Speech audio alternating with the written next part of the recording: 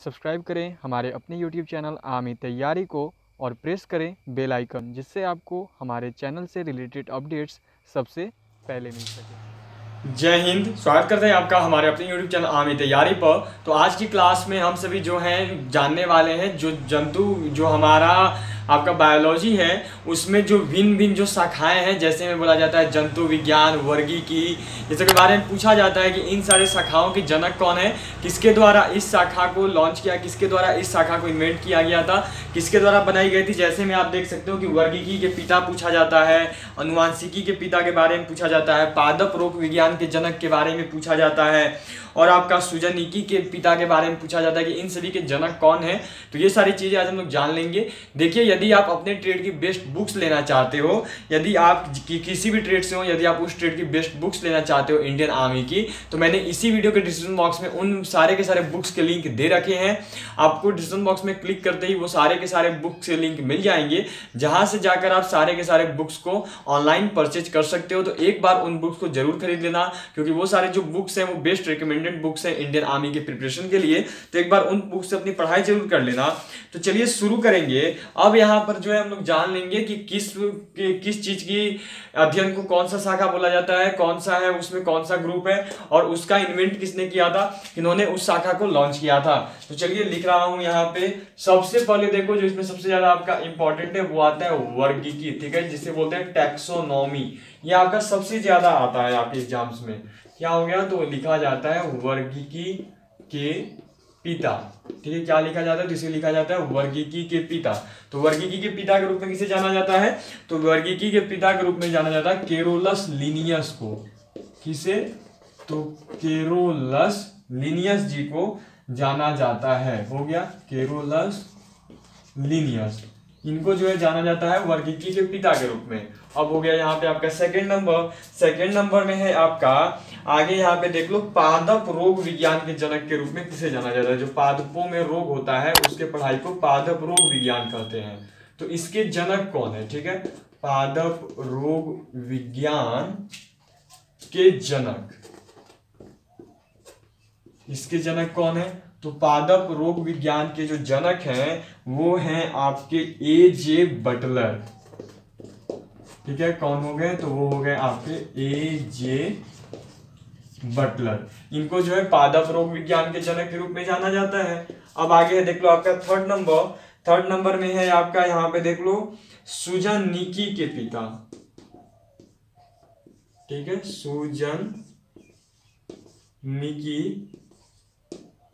के पिता के रूप में किसे जाना जाता है, तो सृजनिकी के पिता के रूप में जाना जाता है फ्रांसिस गाल्टन को। किन्हें जाना जाता है, तो जाना जाता है फ्रांसिस गाल्टन को। ये हो गया हमारा। अब यहाँ पे है आपका फोर्थ नंबर। ये है आपका देख लो जीवाणु विज्ञान के जनक, जिन्होंने जीवाणुओं के बारे में बताया था।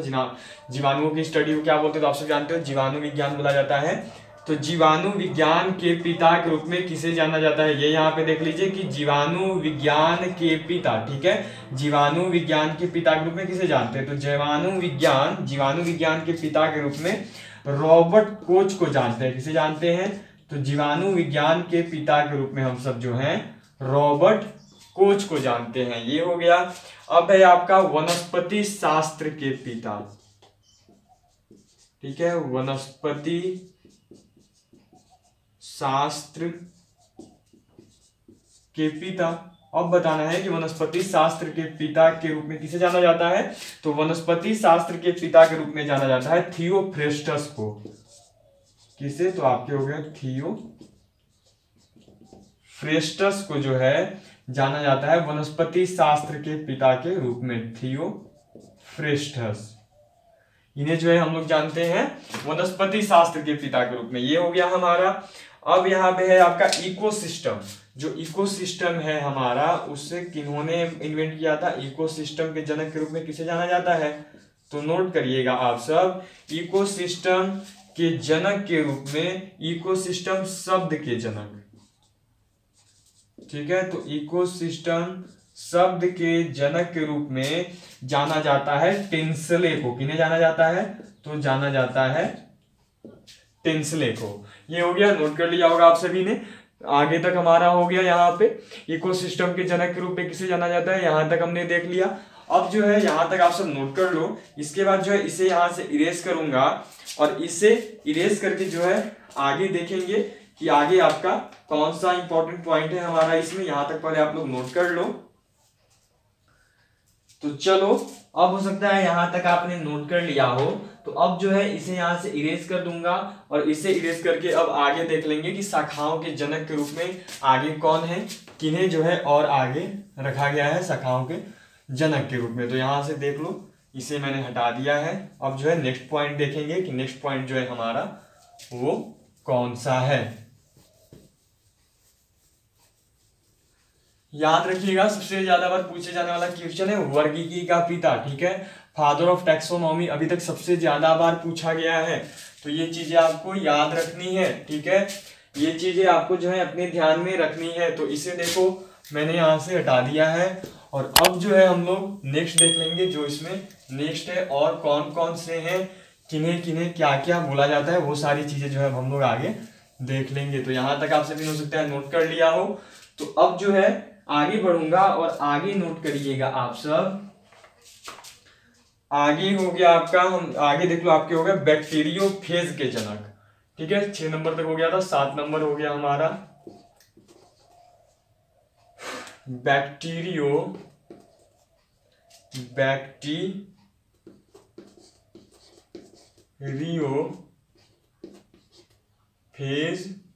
ठीक है, बैक्टीरियोफेज के जनक।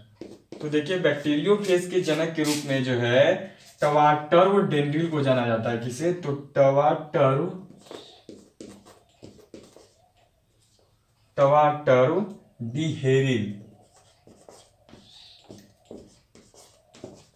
टवाटर्वडिहेरिल को जो है जाना जाता है बैक्टीरियोफेज के जनक के रूप में।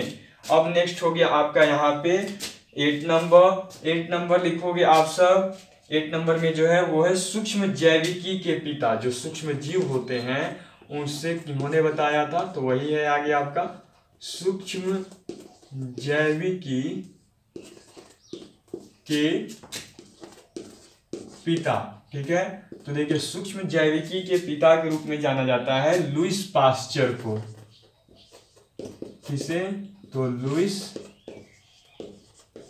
पास्चर को जो है आपका जाना जाता है सूक्ष्म जैविकी के पिता के रूप में। अब देख लो 9 नंबर। तो 9 नंबर है प्रतिरक्षा विज्ञान, जो कि हमारे अंदर की जो इम्यून सिस्टम है, जो हमारी प्रतिरक्षा इंटेस्टाइन है उसकी। तो प्रतिरक्षा विज्ञान, ठीक है, प्रतिरक्षा विज्ञान के प्रतिरक्षा विज्ञान के पिता। तो ये किसे हैं, ये कौन है, तो ये हैं आपके एडवर्ड जेनर।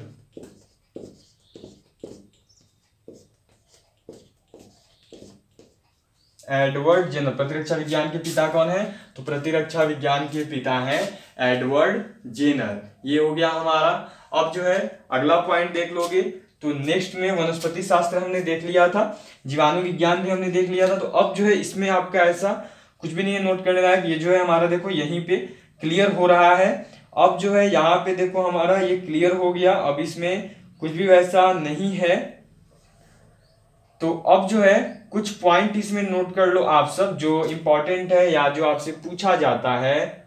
चलो अब वैसा कुछ भी नहीं है। एक चीज यहाँ पे लिख लो, एक चीज आगे नोट करोगे आप सब, ये अलग टॉपिक है, इसे अलग से नोट करना कि सबसे बड़ा बीजांड, मतलब कि बीज का अंडा किसका है। तो सबसे बड़ा बीजांड जो है वो है आपका, सबसे बड़ा बीजांड है आपका साइकस, ठीक है। सबसे बड़ा बीजांड कौन सा है, तो सबसे बड़ा बीजांड है साइकस। ये चीज को नोट रखिएगा। और फिर उसके बाद सबसे छोटा क्रोमोसोम, ठीक है, सबसे छोटा क्रोमोसोम। तो जो सबसे छोटा क्रोमोसोम है वो है आपका शैवाल, ठीक है। सबसे छोटा क्रोमोसोम कौन सा है? तो सबसे छोटा क्रोमोसोम जो है आपका वो है शैवाल। अब देखो सबसे छोटा फल देख लो, नोट करोगे, सबसे छोटा बीज, ठीक है। सबसे छोटा बीज कौन सा है? तो सबसे छोटा बीज है आपका आर्किड, ठीक है। सबसे छोटा बीज कौन सा है? तो सबसे छोटा बीज जो है आपका वो होता है आर्किड। यहां तक आप सभी ने नोट कर लिया होगा। तो चलिए, जब यहां तक नोट कर लिया है तो उसके बाद आगे लिखेंगे। अब इसे इरेज कर दूंगा यहां से, और अब जो है नेक्स्ट पॉइंट देख लेंगे कि नेक्स्ट पॉइंट जो है इसमें वो कौन सा है। तो पहले यदि आप सभी ने यहां तक नोट कर लिया होगा तो अब जो है मैं इसे यहां से हटा दे रहा हूं, ठीक है। तो अब मैं इसे यहां से हटा रहा हूं।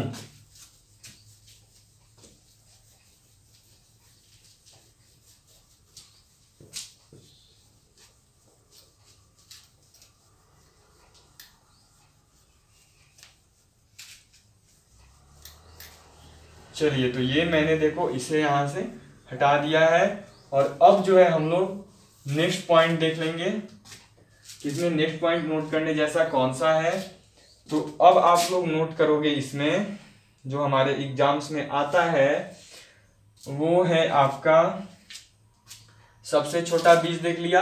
अब देखो वो जो है सबसे छोटा बीज और सबसे जो छोटा पादप बीज भी उसी को बोला जाता है, ठीक है। उसे सबसे छोटा बीज भी बोला जाता है और सबसे छोटा पादप बीज भी जो है उसी को बोला जाता है, ठीक है। सबसे छोटा बीज और फिर या फिर बोलो उसी को तो सबसे छोटा पादप बीज, दोनों वही है, दोनों उसी को बोला जाता है। तो यहाँ तक हमारा हो गया।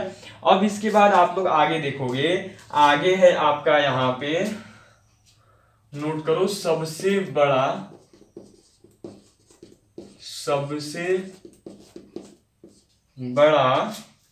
पुमंग, ठीक है। तो सबसे बड़ा पुमंग जो है आपका वो कौन सा है? तो सबसे बड़ा पुमंग है आपका, देख लो, साइकस, ठीक है। सबसे बड़ा पुमंग कौन सा है? तो जो सबसे बड़ा पुमंग है वो है आपका साइकस। कौन सा? तो हो गया आपका साइकस, सबसे बड़ा पुमंग है साइकस। और फिर यहाँ पे आपका हो गया सबसे बड़ा पादप गुणसूत्र, ठीक है। तो सबसे बड़ा पादप गुणसूत्र जो है, सबसे बड़ा पादप गुणसूत्र जो है वो होता है आपका ट्रिलियम का। किसका होता है? तो ट्रिलियम का। चलिए, ट्रिलियम नामक एक पौधा है जिसका कि सबसे छोटा पादप गुणसूत्र होता है। ये हो गया हमारा ट्रिलियम नामक एक पौधा है जिसका कि सबसे छोटा पादप गुणसूत्र होता है। अब देख लो सबसे छोटी पादप कोशिका, ठीक है। तो जो आपकी सबसे छोटी पादप कोशिका है, जो सबसे छोटी पादप कोशिका है वह है आपका माइकोप्लाज्मा। वह क्या है? तो वह है माइकोप्लाज्मा, ठीक है। सबसे छोटी पादप कोशिका कौन सी है? तो सबसे छोटी पादप कोशिका है माइकोप्लाज्मा। ये हो गया हमारा। अब जो है यहां पर देख लो आपका जो है सबसे बड़ा बीज देख लो, ठीक है। सबसे बड़ा बीज, तो सबसे बड़ा बीज या फिर सबसे बड़ा फल, ठीक है। बीज भी हो जाएगा या फिर फल भी, यही इसी को बोलते हैं। तो सबसे बड़ा और सबसे बड़ा बीज या फिर सबसे बड़ा फल जो है वो है आपका लोडोकिया। वो क्या है? तो वो है आपका लोडोकिया, ठीक है। अब यहां पे आपका सबसे छोटा पादप पुष्प, ये लास्ट है, ठीक है। तो जो आपका सबसे छोटा पादप पुष्प है वह कौन सा है? तो वो है वोल्फिया। वो क्या है? तो वो है आपका वोल्फिया। चलिए, तो इसी के साथ हमारा देखो यहाँ पे ये कंप्लीट हो गया है।